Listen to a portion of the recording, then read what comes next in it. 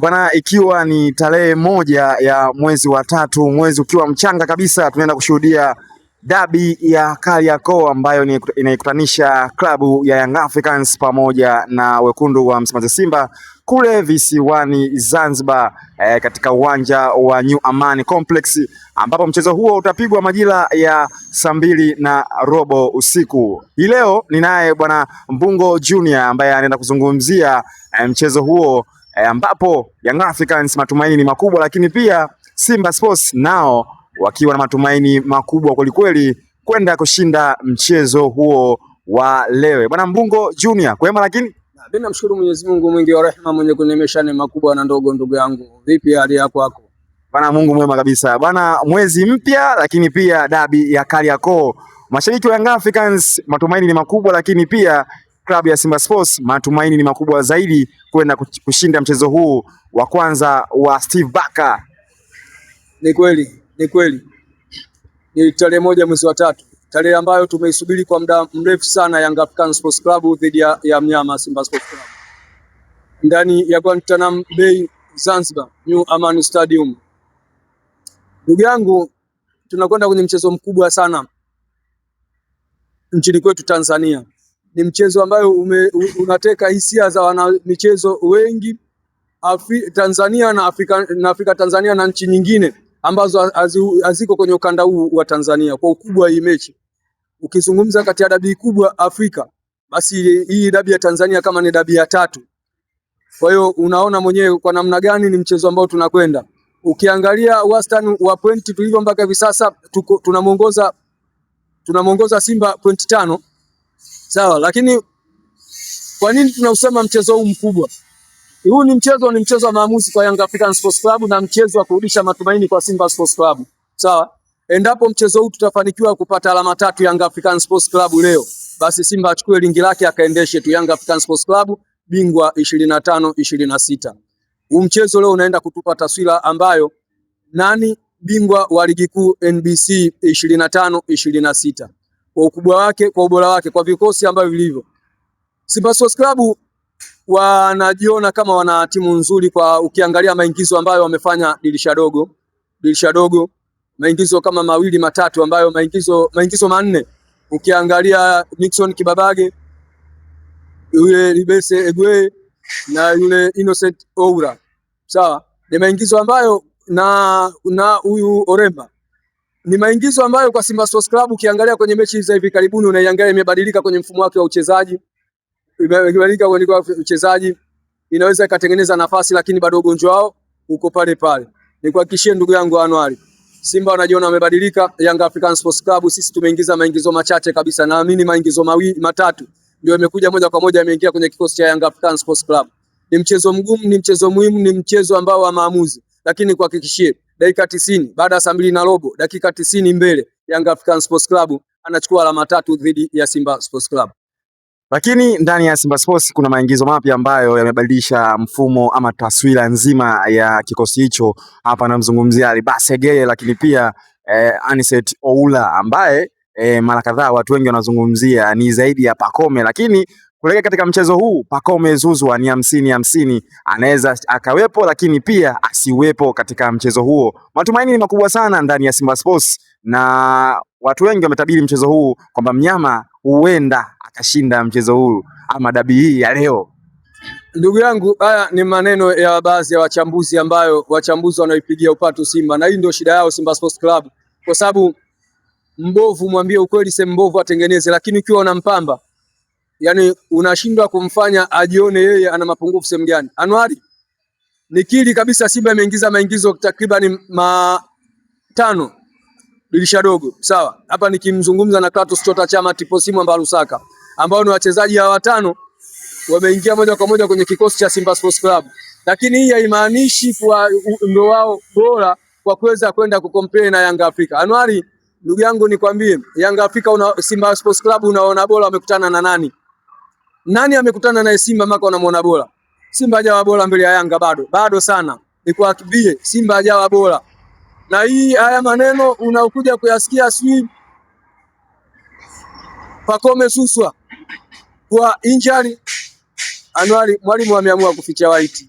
nikwambie mwalimu ameamua kuficha white na kuwadanganya kwa sababu walikuwa na mgomo.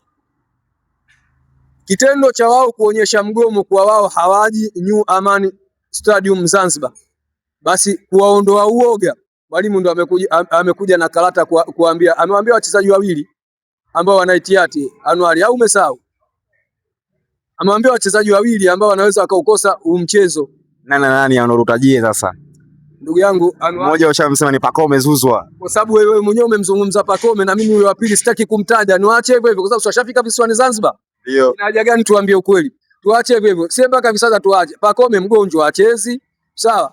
Wao waliobaki watacheza. Nikuhakikishia Anuari, mchezaji ambaye anayekosa 100% mchezo wa leo ni Clement Mzinze peke yake ambaye yuko nchini South Africa amefanywa upasuaji tena wa goti. Lakini Yanga Afrika, unamjua mchezaji wa Yanga Afrika wote waliobaki, wote waliokwenda visiwani Zanzibar, wote dabi ya leo wako 100% kucheza, labda mwalimu mwenyewe tu atake asimtumie. Anicet Oula wanasema ni kwamba ni zaidi ya mara 100 Pacome Zouzoua. Anuari, Aseki Mosa alikuwa anaanza, Pacome Zouzoua yuko benchi. Hivi wakati Pacome Zouzoua yuko Aseki na Innocent Oura yuko Aseki, hivi ni kweli hamjui kuwa Pacome alikuwa na mashabiki wake na jukwaa lake na bendera yake wakimuita profesa? Wakati wa Innocent Oura anaitwa nani, yuko timu gani? Wakati Pacome Zouzoua yuko Aseki alipachikwa na jina la profesa. Wakati huo Innocent Oura yupo hayupo?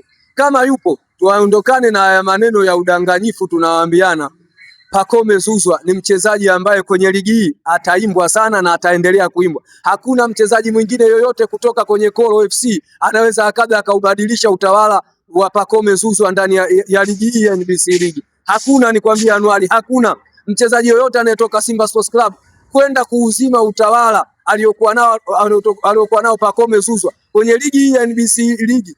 Hakuna mchezaji yoyote anaweza kutoka Simba kwenda kupea na Pacome Zouzoua. Anuari, hebu tuachane kwanza nayo.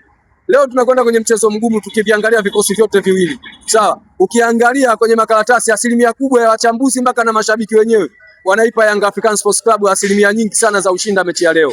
Sawa? Lakini ukweli kabisa niwaambie mashabiki na wapenzi wa mpira Tanzania bara na sehemu nyinginezo. Sawa? Leo tunakwenda kweli kwenye mchezo mgumu, ni mchezo ambao si kama vile tunapoangalia, kwa sababu tunaposema dabi ni mchezo ambao tunakwenda ni asilimia kubwa sana unachezwa nje ya uwanja kuliko ndani ya uwanja. Na kwa nini nakwambia hivyo? Na ndio maana hata hapa tu umeona baada ya kutangazwa mechi inachezwa Guantanamo Bay visiwani Zanzibar, cha kwanza Simba waliwasikia kabisa. Kwa nini sisi hatuwezi kwenda Zanzibar? Kwa sababu kwa nini habari za kwenda Zanzibar aanze kusema Ally Kamwe si bodi ya ligi? Hapa ni kukosea mpira wa Tanzania na kutokujitambua. Sawa? Kwa sababu huwezi ukataka bodi ya ligi waisemee Yanga Afrika ikiwa Yanga Afrika ina msemaji wake, ila kwa sababu mkiwa nyinyi hamjitambui ndio mnaweza mkaianzisha propaganda ya kitoto ambayo haina mashiko. Leo hii mmegoma, hamwezi kwenda Zanzibar kwa sababu alianza kusema mchezo wa dabi unakwenda Zanzibar ni Ally Kamwe. Kwa nini wasiwe bodi ya ligi?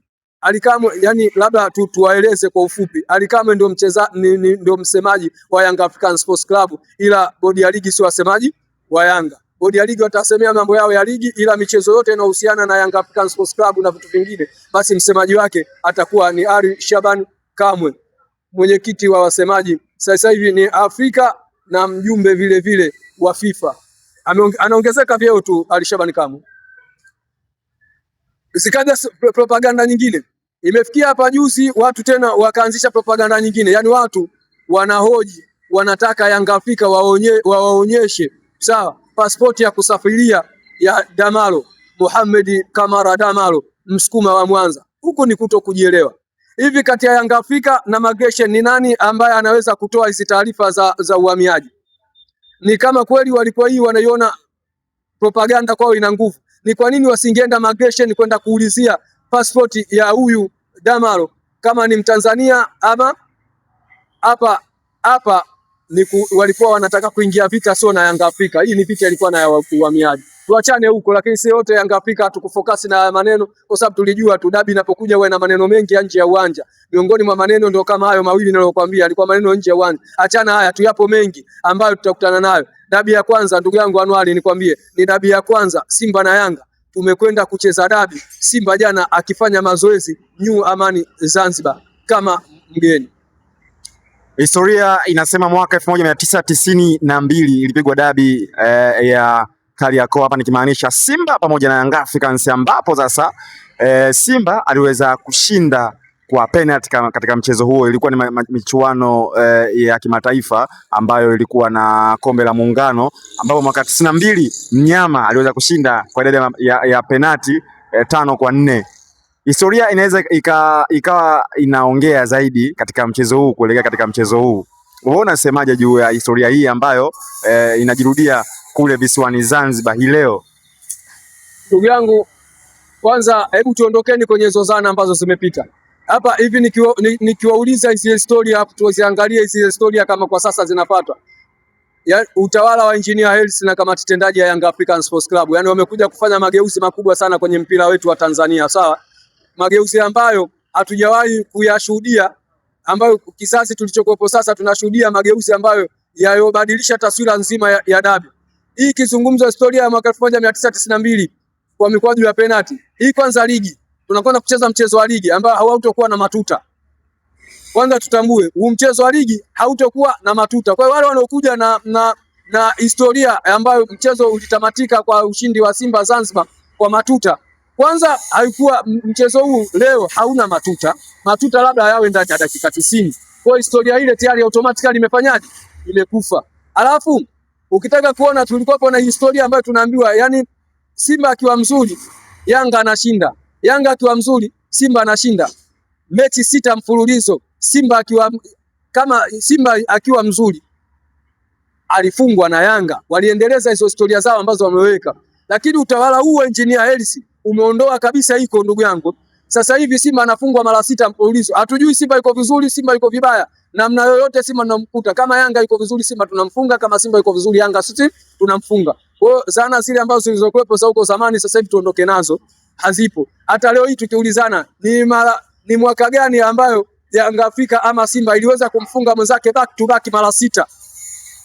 Kama kwenye historia na ipo, basi watuambie tunakwenda kweli kwenye mchezo huu tukiwa na muendelezo wa historia. Kama hamna, tutambue kabisa masuala yale ya zamani, kama walikuwa wanapanga matokeo, walikuwa wanapanga michezo kwa hivyo ilabu. Sasa hivi mpira umeondoka huko. Sasa hivi mpira mchezo wa wazi. Zamani tulikuwa tunacheza huko mpira, hata mkituchezeshea kama PS.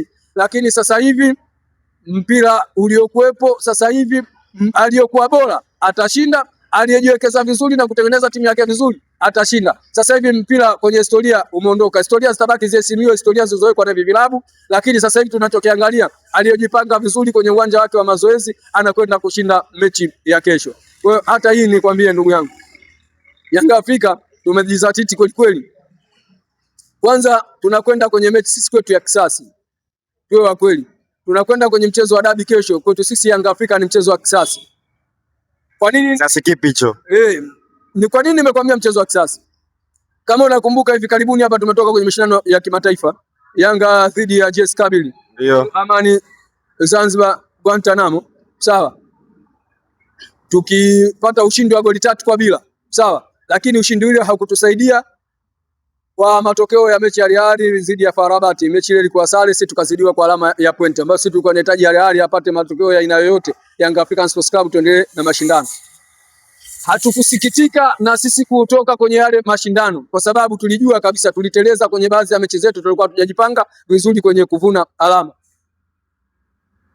Tumekwambia tunakwenda kwenye mchezo huu wa kisasi. Wakati sisi tunatoka, Simba Sports Club naye alitoka kwenye mashindano ya kimataifa, ndivyo wanwali? Ndio. Simba aliweza kupata ushindi Benjamin Mkapa, si ndio? Lakini ushindi naye haukumsaidia, alitoka. Lakini sisi tumepata ushindi wa goli 3 Guantanamo Bay Zanzibar. Lakini ushindi ule ukutusaidia, tumetoka.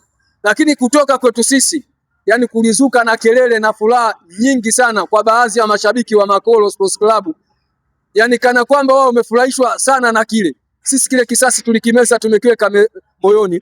Ndugu yangu nikuhakikishie, tunachokwenda kukifanya hapa, yani leo Young African Sports Club tunakwenda kufuta machungu yote ambayo tumeyapata pindi sisi tunamfunga JS Kabylie na kutoka kwenye mashindano ya kimataifa. Kisasi cha kutoka kwenye mashindano ya kimataifa, Young African Sports Club tunakwenda kukilipa leo New Amani Zanzibar kwa Guantanamo Bay, ndugu yangu. Saa 2:30 ndio mchezo utakao pigwa pale New Amani Complex pale visiwani Zanzibar. Neno lako la mwisho kwa mashabiki wote wa soka hapa nchini Tanzania, hususa wa Simba pamoja na Young Africans?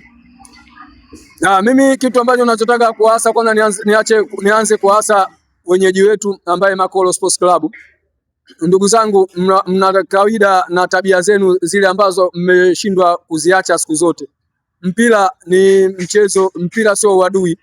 Mpira ni mchezo wa furaha na amani na kutengeneza familia baadhi ya mtu na mtu pale tunapokutana.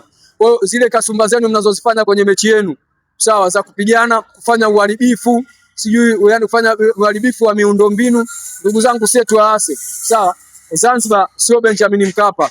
Sawa, Zanzibar sio Benjamin Mkapa. Badilikeni, twendeni kwenye mchezo uliokuwa mzuri, mje mashabiki wenu kwa wingi, lakini mje mkijitambua kabisa mnakuja kwenye mchezo mgumu. Msije na matokeo yenu mfukoni, alafu mkakosa kile ambacho mchokipata mchohakikishiwa nje ya uwanja, mkaja kufanya kwenye uharibifu kwenye uwanja mkubwa mzuri kabisa. Serikali ya Zanzibar imewekeza kabisa. Kwa hiyo njooni kwa amani, njooni kwa upendo. Sisi Yanga Afrika tutakufundisheni namna gani ya kuishi mashabiki kwa mashabiki kwenye uwanja wa mpira. Kwa hiyo njooni kwa wingi, njooni msupport timu yenu. Ondoeni yale kuwepo, unganeni nyinyi pamoja na viongozi wenu. Iombeni dua timu yenu mpate matokeo yaliokuwa mazuri zidi yetu. Neno nalopeleka kwa mashabiki wenzangu wa Young African Sports Club. Naamini miongoni mwenu wengine mnaelekea Zanzibar. Sawa. Ndugu zangu, tujaini kwa wingi sana. Tujaini kwa wingi sana New Amani Zanzibar. Tulikuwa na kisasi chetu. Leo ni nafasi pekee na fursa tumeipata ya kwenda kusherekea furaha yetu ambayo tulipoteza New Amani Zanzibar zidi za GS Kabylie. Tulipata ushindi, lakini ushindi ambao ulikuwa haujitusaidia. Kwa hiyo tulitoka uwanjani tukiwa na majonzi. Leo ni furaha, tunaamini kabisa tutatoka uwanjani New Amani Zanzibar kwa furaha tele. Lingine kwa mashabiki wangu wa Young African Sports Club, ndugu yangu, tuna kauli mbiu yetu, kadimila ya malipo ni mzigo, isemee klabu yako, ichengee klabu yako. Kama unajiona wewe mshabiki na mwanachama wa Young Africans, kama wewe mwanachama ambaye una kadi hujalipia kadi yako, basi ni wakati sasa wa kulipia ada ya shilingi 24,000 kadi yako. Wewe kama mwanachama ambaye unaona mpaka hivi sasa una kadi ya Young Africans Sports Club, ndugu yangu, na kuasa mafanikio haya unawasherekea Young African Sports Club ni namna gani ambayo wenzako wamewekeza nguvu zao, wamewekeza jasho lao. Yani ukiwa unashangilia ushindi wa Young African Sports Club, alafu ukiwa una kadi ya Yanga, yani wewe ni mhujumu uchumi kama mhujumu wengine. Wewe huna na wale ambao wanadhulumu mapato ya Young African Sports Club. Young Africans tunajuana kwa kadi, lipia kadi yako, uisha wanachama wako. Young Africa mbele daima, nyuma. Bwana Mbungo Junior anamaliza hivyo bana.